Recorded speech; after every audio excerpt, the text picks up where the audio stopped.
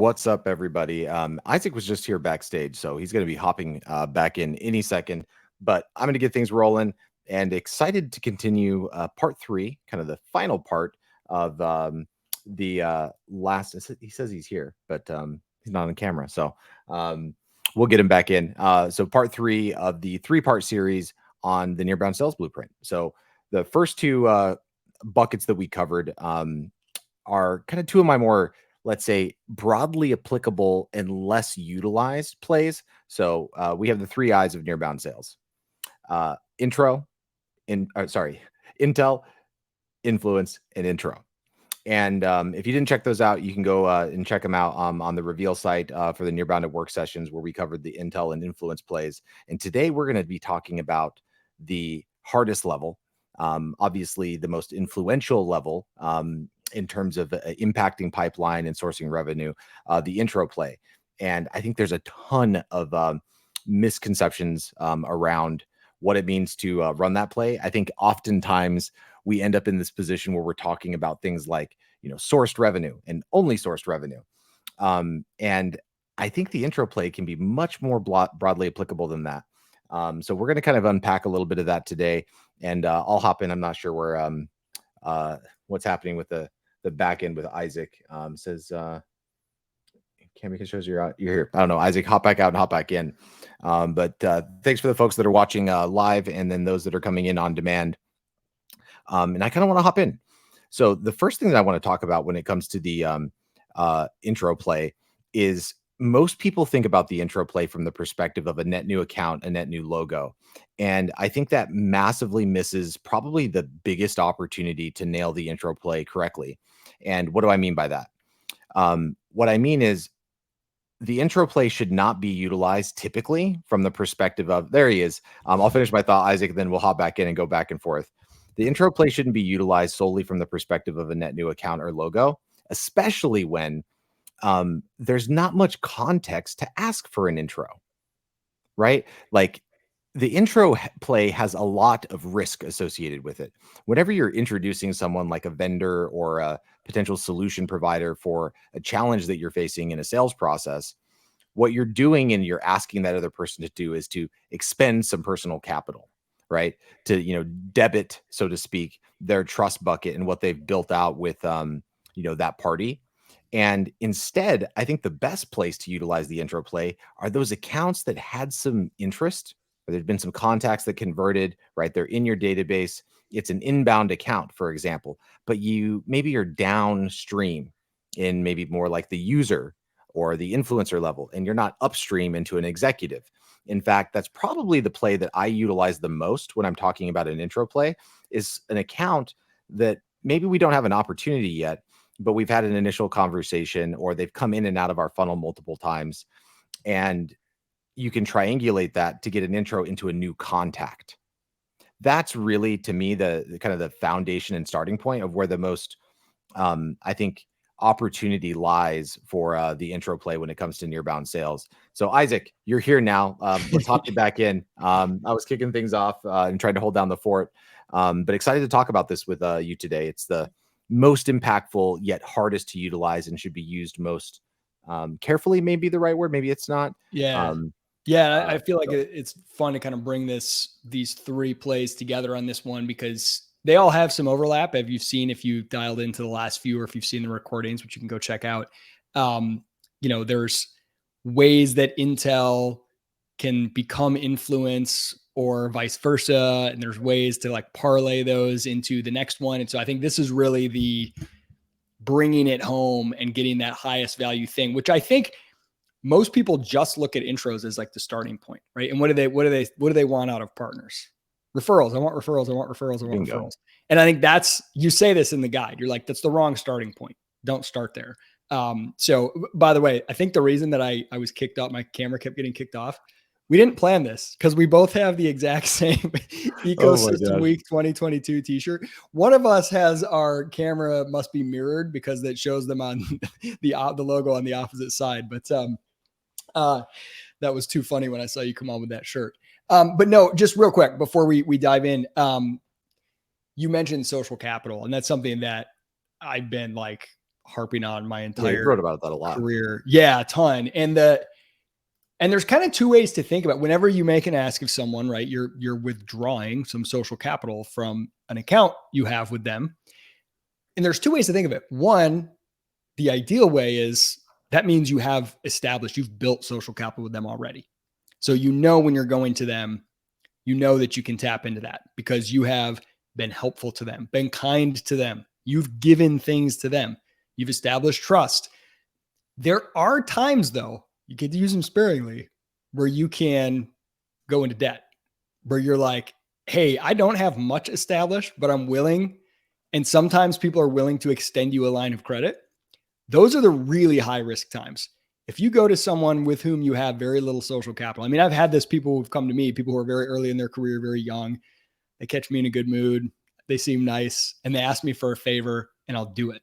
And I can tell you, if they don't make good on their end, if they don't follow through, if they don't, if the person I introduced them to has a bad experience, or they have a delayed reply to their email, I mean, even the smallest little thing, it would be so much better if they had never asked me for anything at all, because now my idea of them is permanently like their credit score is too low. I'm not going to do anything with them in the future. So you just have to be very, very careful. If you have not built up a lot of social capital, it doesn't mean you can't occasionally go to somebody and be like, hey, we don't have much of a previous relationship, but here's a little bit of something.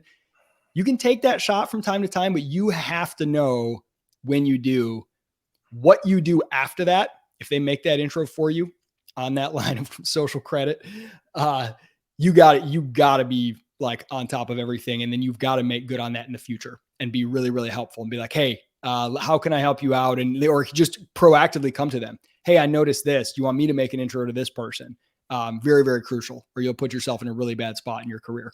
Well, let's zoom out, because everything you said is true. Let's zoom out to typically how people go about doing this. And you've wrote about this, ad nauseum as it relates to social capital. And we could also juxtapose that against how partner programs and referral programs typically work whenever you're thinking about source, pipeline, or revenue. It's like working the partner from the partner manager standpoint to get that referral in. So hey, could I get an intro over here?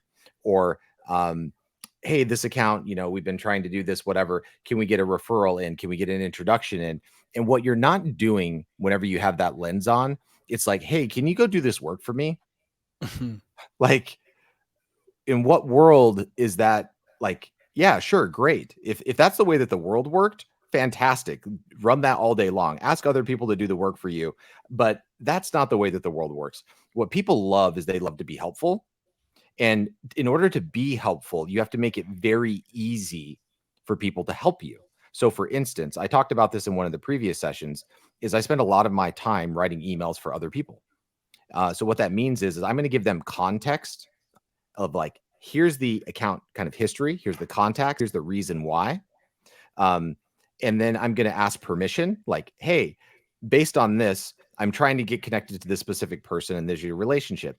If you're comfortable, I wrote this intro template, in the PS. Could you forward this over to them for that intro? So they'd have the context. It's all pre-written out for them. And they're like, man. And if you think about this, obviously you don't run this play with people or accounts or partners that you don't have a relationship with. You need to do this where there is an existing, relationship. And you can triangulate that. And what I'm getting at is this very simple premise that more often than not, whenever you're running a play like this, you're typically trying to extract something instead of having them involved in the helping process, right? And making that easy for them, that's the way that you should be thinking about it, and not just an account level. It's actually at a contact level. And I think that's probably the biggest distinction too. Hey, I'm, Isaac, I know you, blah, blah, blah, had a customer here. I'm trying to get a job over there. Do you think you could introduce me? They're hiring for this position. Well, wait a second. Who? Right? Who? Yep. Right? It's not just the account, it's the contact, and who specifically and why that person. Yep. So it's funny. This is the play where I think you see the value of partner teams and sales teams focusing on what they do best and working with each other the most. So if you're listening to this and you're a sales rep, or you're thinking about your sales reps and you're like, okay, So a sales rep wants an intro from a partner. Well, how are they going to have trust built up with this partner? How are they going to have social capital? That's not what they're doing all day. They're out there talking to, potential customers all day, but they don't have the time to go build relationships and build trust with partners all the time. And that's what's cool about this. That's the job of the partner team, is to build that trust and to maintain that trust. And then, as you put it in the guide, those sales reps, they can transact that trust.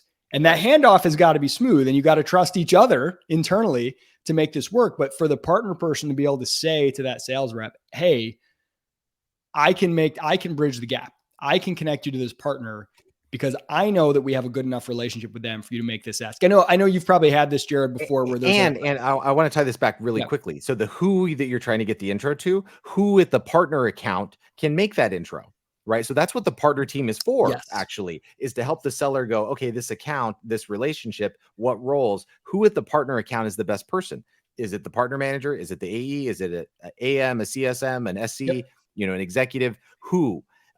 So that AE needs to make sure, like, that's how you're guiding them. Yep. And that's so key. Like, understanding you can ask for an intro from someone that, this is like levels of Nearbound inception here. You can ask for an intro from someone that you personally don't have a relationship with, if you have a relationship with someone that has a relationship to them, right? So like, I've seen this happen in the, I had an investor who I would do this sometimes. I'd be like, hey, I'm trying to get connected with, this company over here. And he's like, oh, one of our portfolio companies knows them really well. And I'm like, okay, what should I do? And he would tell me, just email this person at this company, tell him I sent you, and say you're asking if he'd be willing to intro to you to this other person at this other company. And he wasn't doing the ask. I was doing the ask. He was just telling me who to go to. And he had built trust with them, right? So it's very similar to what a partner manager in this situation is like, hey, go ask this partner for an intro. This is the person to talk to. And if they know you're coming from our company and they know you're coming through me, they'll respond, right? Go ask them, and then you're getting the intro. So like, that's a very key play. And I think that's where partner and sales teams can become a well-oiled machine, can become each other's best friend. One is building and maintaining trust, and one is utilizing that trust to help influence deals. And like, that's when it starts to really sing, if you can do that well. And I think the other thing that comes to mind on the top of that, Isaac, is these plays are no different in many respects than responding to an inbound lead, messaging towards an outbound, account or contact. And that is the framework that I think sellers go, oh, okay, this makes sense. You have to remember that if you haven't been running these types of plays, for instance, a sales rep is going to have their book of accounts, 50, 100, 200, whatever that number is. And they have preset activities, so cadences or calls or DMs or whatever plays that they're going to be sending. So this is, an outbound account. They've never really, come inbound. I'm not responding to a demo request. They might have an SDR that's working, down in the org, and then the AE is working up in the org, right? So like, I'm VP and above as the AE, the SDR is doing director and below. Maybe that's a common structure. But the point is, as an account executive, aren't you doing some work? Like, you're working, you're thinking critically and being not an idiot and being like, hey, can we get on a call? Like, obviously that messaging is not going to work, right? Book a call with me here. Here's my link. That's not easy. Like, no one responds and buys that way. So why, when it comes to partnerships, do reps inherently act that way? That's the strange part. They will work 10x harder to book an outbound meeting. And then when it comes to the partner, they'll say stuff like, yeah, that partner's not doing anything for me. It's like, all you did is ask for an intro. Like, you did no work, and you're still sending cold outbound. You went to their website, you researched contacts, you found out about their mascot, and you're like, hey, go Demon Deeks, Wake Forest, ACC, Chapel Hill, like some like, why? And you have to address it like, hey, this activity, treat it the same that you would, let's say, an outbound activity. But here's the difference. This activity is going to convert at a multiple higher, not just for getting a meeting, but through the entire process. Because if you get the intro play and you get a meeting and there's momentum, guess what you can also do, Isaac? You can run the other plays, right?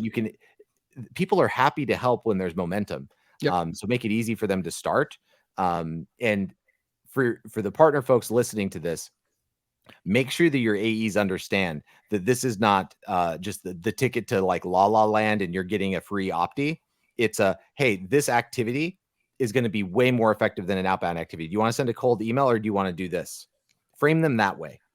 That is such a great. So I don't know about you, but I definitely get caught in. I am very like type A task oriented. And if I've got my task list, I start getting in that mode where I'm just like, brrr, and what happens is you start to assign an equal weight to every one of those tasks and treat them like they're all worth about the same. Right. So if you're sending out, let's say 50 outbound emails to low signal accounts maybe that are sitting in there and they just need that first touch, and you're copy and pasting or just doing a setting it up through outreach or something like that, and it's just kind of like minimum, let me check off my my list.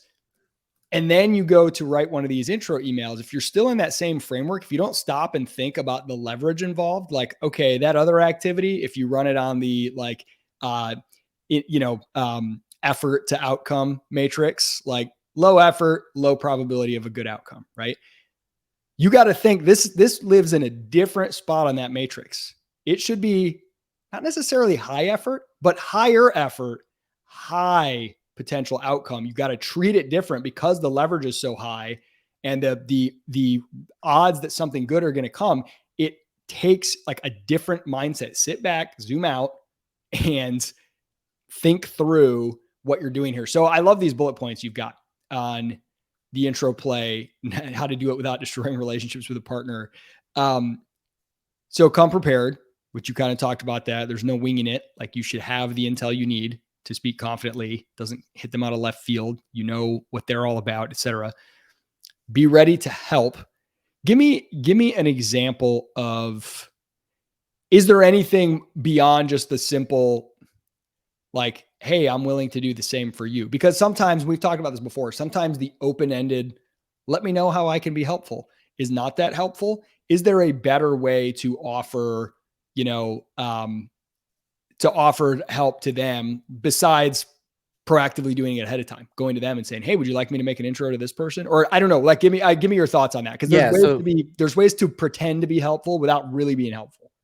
Well, I think, so here's the thing. AEs are probably not ever going to be in a position where they're using, an intro into something in order to ask for that later. So that's probably not the right framing. Here's how I would typically approach that. If I was actually doing, let's say, good outbound and even good inbound response should have something what we would call a value hypothesis. So that's from the force management framework. It's $500,000, multi-million-dollar sales training. So you kind of have this command of the message, and you're building out a value hypothesis based on personalized research and what specifically about your offering or why a conversation is important to that account and that person, right? So personalized, it's a value hypothesis, right? And I think what people will do in going about and building that is it's a decent amount of research.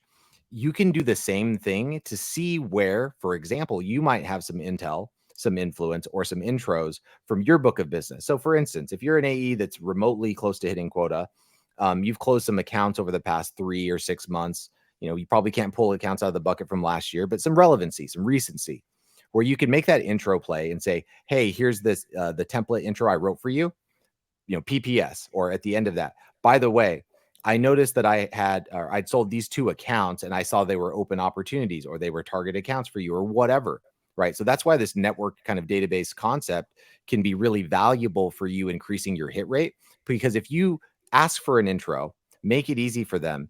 And then what you can also do is say, hey, there's these 2 other accounts where I could probably reciprocate. Let me know if you want to discuss. Yep. And why would I end with a call? So like when I'm making that intro play, typically from a seller to like a CSM and a partner account, my partner manager's got my seller connected to a CSM, right? That email gets sent. If you can help that person on 2 different other accounts and you get that phone call, what ends up happening in that relationship is all of a sudden, now you're getting some intel as well, right? And then you can set the stage for influence. For instance, if that translates into a call and you're talking about these 3 accounts, you can also understand what they're doing with that account, let's say in the future. Is there a QBR coming up? Is there a review? Are they expanding? Is there a churn risk? Whatever those things are.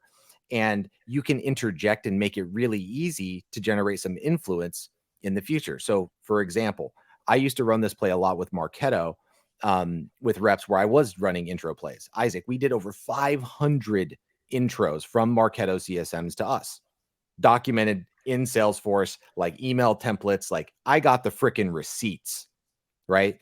And how we would typically go about doing that to turn it into pipeline. So over 1,000 customers. What we did is we were really good about taking that next step and offering, hey, maybe we could help here or here in that process, but working it into the cadence of how that CSM manages that account. So they'll have a monthly check-in call, or if it's a new account, they might have a weekly, or they'll have a more strategic review. And you just ask a couple questions and you can put together an asset that they're able to put in that, let's say, deck, right? Or bring up in their next meeting. And if it looks good, right, make it easy for them to help you. It's relevant, it's personalized, whatever. You have another person selling for you in a context where they're already a customer, right? And any person that's ever owned a revenue number, it's always easier to get $1 from an existing customer than it is from a net new one. And my point is, you have someone influencing the same account that you might have got an intro to where they already have a relationship. So these plays can stack on top of each other. And I think that's why it's such a powerful play. And to do it right reaps tremendous benefit. To do it wrong is why? Why? You have to stop running this play wrong and stop treating it like a referral or registering a lead. I love it.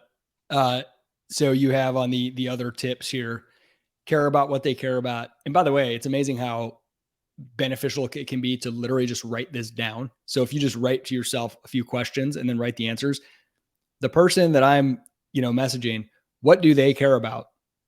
And just write it out and be explicit. It just helps you as you frame these things up. Have a strong value hypothesis. So why would the account you're trying to break into, why would they want to hear from you? And that value hypothesis needs to have relevancy and recency. So like, all sales require some sort of compelling event. If you have nothing about them that is a compelling event for them, you're going to have a hard time. This could be a new hire.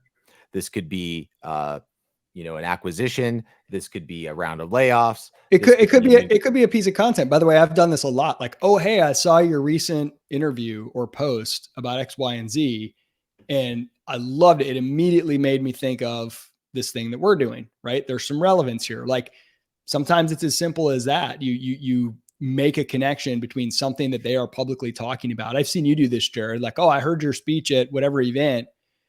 Dead on. We have a shared point of view. Would love to talk about how we're, implementing that. Super, like seemed very basic, but it's so much more effective than just, hey, will you talk to us about our company? Well, I'll give you another one. This is it's pretty tactical. So this isn't a strategic thing, but you can take this and steal it right away. I don't think I've actually talked about this in any of our events or podcasts. Isaac, you probably familiar with this one. How do I book the majority of my meetings? Do you know what line I use? And like my number one. Oh yeah. What is it? Crazy idea. I have a crazy idea. Yep. Right. And just sending that by itself, it lacks some context. But if you can wrap a little bit of value hypothesis and relevancy, it's like, hey, I saw this post on this. It made me think of this. And I have a crazy idea. Can I run it by you? Right. And those types of plays, for instance, you could utilize this to, let's say, as a partner manager, build a really deep relationship where you see a CSM that might have, I'll talk about specific people. Why not? I'll talk about Andrew Gibson from Marketo. So like I'm leaning on some of these experiences where we really nailed it because, that's where the good learnings are. And Andrew was a CSM for Marketo, and he was one of their top CSMs. And I think we had, a good chunk of customers that were his already, right? So we had 5 or 6 in his book of like 60 strategic accounts. that were using, using our software and Marketo's. So we were able to kind of like validate, and I actually started the conversation to get his feedback, not the partner managers, but the CSM's feedback about a new feature we were launching. Right. So I was like, hey, I think we're going to move this feature to production. You have these accounts. I have a crazy idea. I want to see if I could talk to you about it. Got on a call with him and explained it to him and talked about each of his individual accounts and then what's in it for them, right? Care about what they care about. This was my way of bringing a new feature that we were launching into the conversation as a forcing function for relevancy and recency. But my value proposition to him was the same, which was we can help increase the number of contacts in your install base. Let's look at these 5 or 6. Whenever we go to market and we announce this feature, that's going to be a compelling reason for you to reach out that isn't just a generic, let's say intro. So we actually timed this to where I had, 50 emails pre-written for Andrew whenever we launched conversational ABM, to where he was prepped, primed, ready, and he made 50 intros to his entire account list. Like, so running this play right can have outsized results, but do it the right way. Think about it with this kind of lens on from that Nearbound Sales play. And in each one of those as well, he was double opting in the AE as well. So he was saying, hey, I can connect you with such and such over at Drift. Let me know if you want an intro. Right. So like, did all 50 convert immediately? No, they didn't. But dozens did. And that was kind of what was so crazy. It was like, yeah, actually super relevant. It was highly personalized value proposition from someone they trust, double opt-in intro. Go if you could talk, like if I could go with you and talk to your CRO about this. There's not a CRO on the planet, Isaac, that would be like, yeah, this is dumb. Like there's no one that would be like, this is a terrible idea. We shouldn't do this. It obviously there's levels to this game, and think about it from that perspective. So your final tip, which you've mentioned several times, but you can't reiterate enough, make it easy for them. Don't ask for an intro without having written an example intro that you can give them. Like, it sounds so simple, but so important. The difference between, even if they don't use it, the difference between, hey, would you mind making this intro? I've drafted one below for you. And hey, could you make an intro?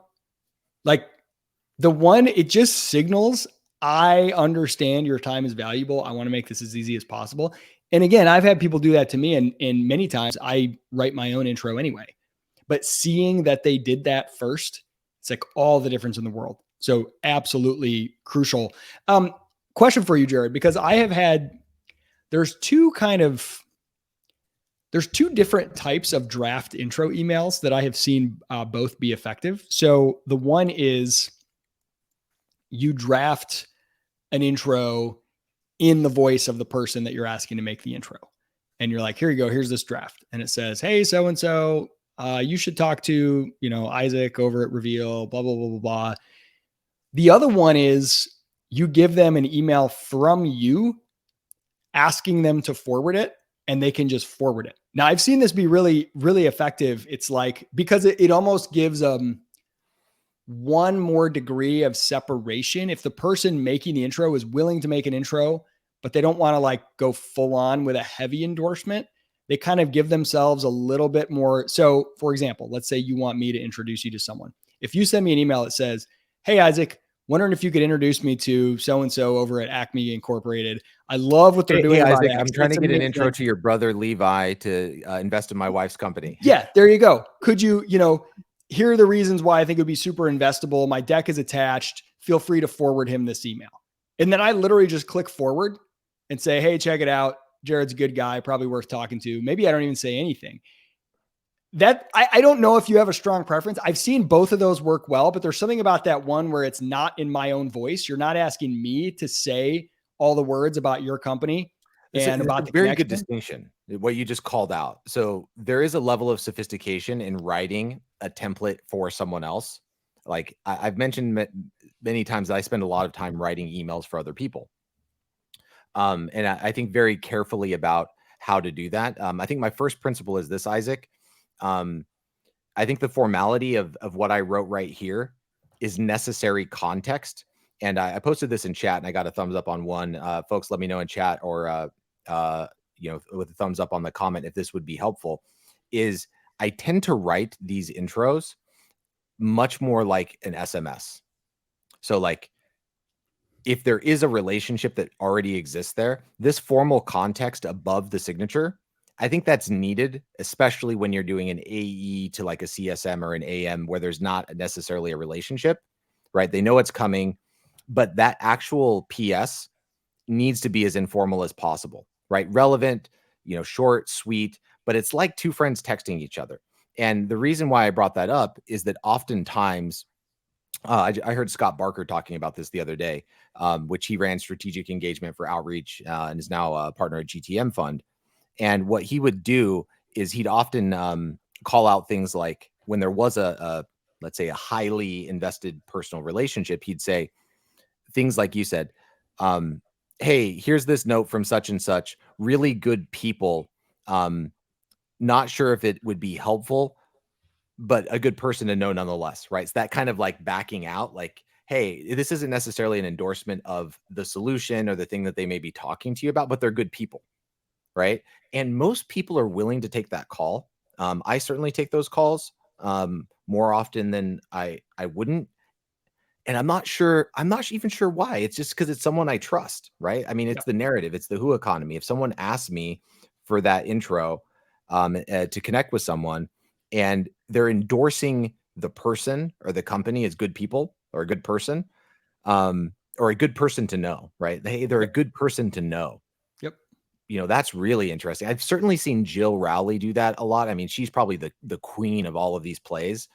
She didn't codify into a framework the same as me, but I've seen her just get people to connect in the most informal way possible. Yep. For instance, she can find a way to thread, find the red thread with like an AE to another AE. And I'll give you an example of one that I've seen.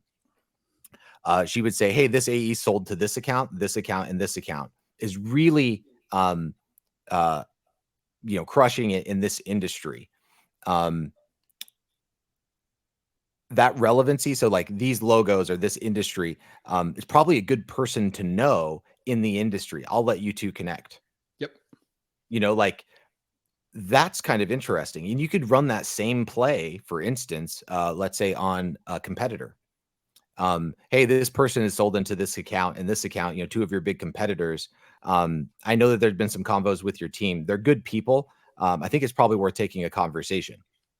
Right. And like there was zero endorsement in that. It was just there was some relevancy of why that person was someone worth talking to. So that absolutely there's so many different levels to how you can play this card that's not just, hey, can you intro me for a demo? Like talk about the industry, talk about their competitors. Like if you have some insight from your past experiences that you can bring to the table, make the other person aware of that and allow them to use that for that intro. I mean, the number one thing, Jared, I see this all the time. I run this play for you all the time where if I'm talking to somebody, so actually you mentioned my brother, I was talking to my brother, he's an entrepreneur not that long ago. And he was talking about a company that he's working with. And he's like, oh yeah, you guys are doing this partner stuff. They're trying to get their partner thing off the ground and they blah, blah, blah. So I say, hey, shoot them an email and tell them that they need to talk with Jared because he's built all kinds of partner programs. He's working with tons of companies building partner programs. I'm sure he'd be able to give them some help and some thoughts, give them some advice, see where they are. And so it's literally it's an offer, not an ask. It's like, okay, will you email them and say they should talk to Jared, but why are they talking to Jared? Not so he can demo the product, so that he can give them any help as they're trying to get their partner program off the ground, or they're trying to make a big change or whatever. He's been through this before. And like that offer, it's just and it's so genuine and it's so real because you'll get on the call and you'll just give them your thoughts. And sometimes you find out that, hey, they might be a good customer of Reveal. Sometimes they're not. Doesn't matter either way, right? Like you're going to give them that. So if you have something that some expertise, some insight, some intel, some advice, you can make that an offer too. Hey, you're playing in this space. I used to work for a company in that space.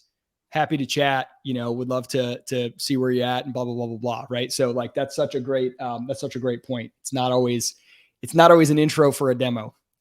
So it could be networking too. I mean, Isaac, we've talked about this in the podcast a lot, less around like nearbound sales in the blueprint, but one of our phrases and lexicon that we've kind of brought into the world is live in market. And living in market to me is about understanding where the customer lives, and getting closer to that customer. So, for instance, if I can ever have a conversation with someone that brings me closer to the market and what's happening on the front line with people, I can always find a way to thread that and have a conversation with that person. I mean, I can think about strategic account executives that are like, top of the list. So these are the people closing, high six figures or even seven-figure deals at some of these bigger companies. And you see some of the accounts that they've sold into. Like, there's just so much value inside of that person's head. And to just simply throw away the opportunity to develop a relationship for an intro, like, find a way to develop a relationship there if that person has a patch that you might want to get some intel about, um, or how they ran their process. And then you can use that specifically to generate an intro off the back of it. In fact, if you're able to bring some value to the conversation and, let's say, share what you know about that market, this space, this persona, this use case, whatever it is, more often than not, you can exit that conversation with offers for intros, right? So you bring some some secrets to that conversation. yep. It can translate into introductions as well. And certainly there's a maturity curve with partner relationships over time. But, I talk about this in the blueprint a little bit, where you can do some more strategic types of things like a 3x5. Like, hey, let's pick, 5 customers of yours, 5 customers of mine, and then 5, kind of net new like prospects, ops, or logos or whatever, that we're both selling into. That conversation is a very interesting conversation, right? You're talking specifically about 15 accounts. So you have to understand, why did they win those 5, or why do they win accounts like this? Why do I win these 5, and why do I win these accounts like this? You end up understanding really quickly, holy cow, we should be working together on a lot more. And what can happen over time from a very intelligent CRO or ops manager, that's, let's say you bring a VP. So it's a strategic segment, like, let's say they own California, typically a strategic market. They have a strategic account executive. So you have some regional VP that's also, joining that call. What you'll end up finding out is that next quarter they might go, hey, I think that we should change the segmentation or the routing or the account assignment to align our patch with how they go to market with their account base. So we actually did this with Adobe because they were a verticalized business, Isaac. And as a startup, it's pretty hard to be verticalized. Like, how they segmented accounts too was wild. It was based on spend with Adobe. Like, so not the size of the company, it's how much money they're spending. So like, you had greenfield, like kind of new logos, and that was its own thing. Then you had owned accounts, and then that was verticalized. And you might have a small company that's spending a ton, or you might have a giant company that's spending a little. And it was really hard to get the overlap where you'd have a rep that might share many accounts with another rep, right? And what we ended up doing was moving lines, right? To where our rep could then like actually align to, let's say, Andrew, and go like, hey, let's make sure that this rep is, change their patch, so to speak. And you can do that next quarter. So that, again, there's a maturity curve, and I'm always reticent to bring maturity models into things. You know how I can geek out on those. Yep. But there absolutely is some sort of maturity model here where like that's kind of level 4 or 5. Yeah. I remember we had like a 4-hour session building a maturity model one time, Jared. So I guess, I almost could sum up the entire intro play with this, that meme from Lord of the Rings. One does not simply ask for a referral. You don't just go around asking for referrals. There's some nuance to this, but man, is it powerful when it's done right. So I want to wrap up on this, Jared. Oh, go ahead if you had something you wanted to jump in. I think that's a funny point, because it's the same thing. Like, here's maybe another helpful way to approach this with an AE. Do AEs really hate whenever marketing sends out generic, let's say, marketing emails in response to some inbound kind of request that's like not personalized, hyper generic. And it's like, gosh, that wasn't really in my voice. Like that's automated. That's like spam, right? Quit spamming my accounts. Okay, that's a bad one. And then there's a play that's much better, right? What does a good play look like? Well, a good play would look like this, and this. Okay, great. Let's take our nearbound sales plays in that framework, right? Don't like whenever I get you connected, don't treat this like an automated spam message. Treat it like this good outbound message where you're going to make it easy. And that's just a really helpful kind of framework. Like, don't treat this like marketing. Hey, here's a generic email. Yep. Like you hate when marketing does that to you. So don't go do it to a partner. Yep. Like use your head there. Don't spam your partners. So you end the blueprint. This is not specifically about running one of the 3 Intel influence intro plays, but you end the blueprint with like a note to partner managers. And this is interesting. I've been seeing this kind of more and more where we're in this spot where partner managers have both a bigger opportunity than I think they've had in years, but also a bigger challenge because they've got to prove value really, really quick. So I'm curious, like if you're running a partner program, what is your first step in getting your reps to buy in on running these plays? How are you approaching that? How are you getting serious about this and not just being like, hey, I'm here. Let me know if you need me, right? Like, how do you take the initiative and going to your sales team and saying, okay, let's game plan. Let's go ahead and move this and get these plays running. And that's the distinction between partnerships and, let's say, working your partners for deals or whatever, co-marketing or, account alignment or account mapping with the partner persona. You need to do that same kind of planning with your sellers. And then you need to really also do that with sales management. So the first rule of sales is no one cares about your product. The second rule of sales is target accounts, sell to people. So what does that mean? Build a nearbound account list. Like what is that? Well, it's just their accounts.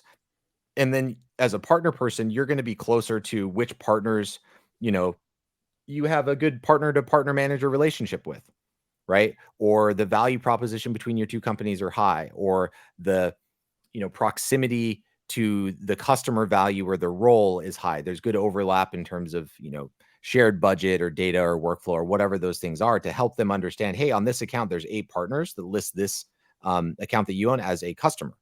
Okay, well, which partner, right? Again, target account, sell to people, which partner, and then which person at that partner. So I'd actually almost even add in, Isaac, a step before these three I's, which is like the permission play.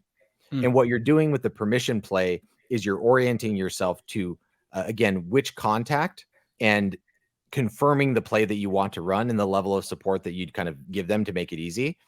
And I think that's the thing that's missing most of the time. And I'll give you a great example to wrap this up is, I had a call with Pete Caputa. So, longtime friend of, ours, has been advisor to me multiple times, built the HubSpot agency program and is CEO of DataBox. And ironically, he'd never seen Reveal. So I kind of showed him Reveal, and his summary of like how this all worked was so good. He said, well, this just inverts the process of PRM. He said, instead of waiting for partners to come to you, you're going to your partners. And it makes much more sense for the sellers to be the one that are going to the partners to ask for those things, and for the partner manager to kind of be that governor, of like, hey, good, bad, good, bad.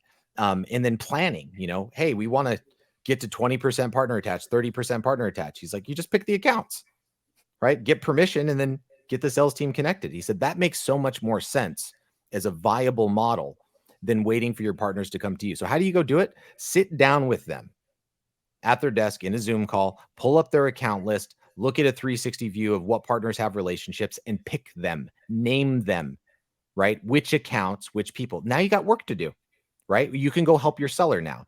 Hey, these are the 10 accounts that I'm going to help you try to, get one of the 3 I's in. These are the partners. So then you're going to go do some work. It might take you, a week, but you're like, hey, out of that 10, I was able to get 6, right? So get those going. Boom. You're going to connect the dots, and you just made progress without having to rely on the partner bringing you something, which, let's be real. Unless it's a channel partnership today that has a dedicated sell-through, like a contractual agreement, no one has the time right now to go do work for you that you didn't make easy for them. And I think that's why we're seeing so much transformation in the partnerships role and channel, as well as that sellers ain't hitting their number. Make it easy for them to go to their partners. I love it. I love it. All right. If you don't have the blueprint, it's available for free at nearbound.com. Walking through these plays. And as always, we're always, if you want help running these plays, working with your sales team, let us know. Always happy to help. One other little shout out. Rory couldn't chat in. He just shot me a note on LinkedIn. I got a buzz. He just shot me a note on a framework for establishing kind of that partner manager to partner manager kind of communication. He says some really amazing stuff in it. So Rory, I'm going to call you out publicly. I love this template. Isaac, let's get it published on Partner Hacker. Let's go. Rory, I'll shoot you a note, and I really love what you did here. We should totally get your thoughts on why this works and publish it, because it's a really helpful framework to use. And you used my favorite word too, which is that fair? Fair is the most powerful 4-letter word in sales. So love it. Thanks, folks. We'll get a whole template library going. This is yeah. Yeah, we need some and get those examples cranking. Nearbound at work every Wednesday at noon. And I can't remember what next week's topic is about, but we'll get the email out. We'll get the invite out. You can stop by anytime. All right. Appreciate it, folks. We'll see you next time.